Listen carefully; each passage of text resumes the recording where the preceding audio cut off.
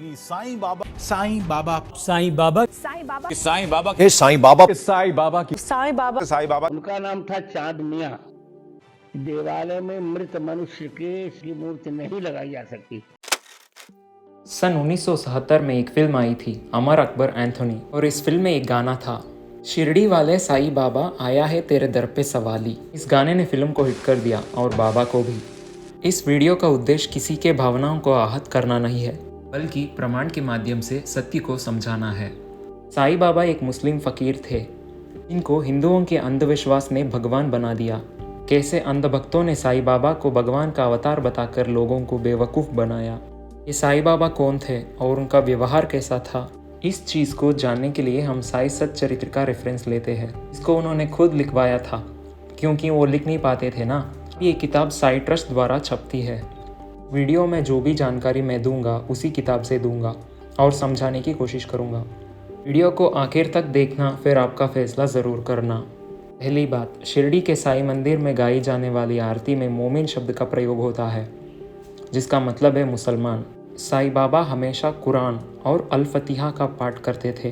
कई लोग कहते हैं कि वो सबका मालिक एक बोलते थे, लेकिन उन्होंने अपनी ज़िंदगी में ऐसा कुछ नहीं कहा है। वो कहते थे अल्लाह मालिक। और आप जिसको मंदिर कहते हैं वो साईं का कब्र है, और कब्र के ऊपर कुछ अकल के अंधे लोग मूर्ति बिठा के लोगों को गुमराह कर रहे हैं।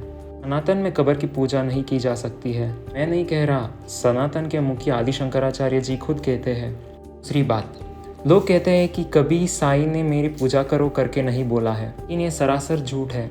चैप्टर 3 में साईं खुद लिखवाते हैं, मेरी पूजा करो तुम्हें मुक्ति मिलेगी। और चैप्टर 10 में भी सदा साईं साईं जप करने के लिए कहा गया है। चैप्टर 12 में लिखवाया है कि सिर्फ साईं नाम लेने से सारे पाप का नष्ट हो जाता है।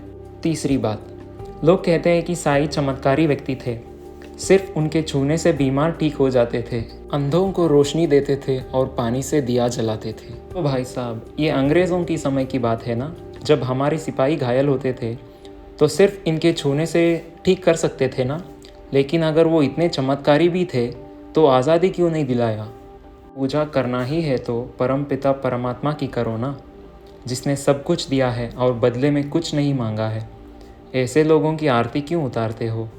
इस किताब में एक के ऊपर एक कहानी है।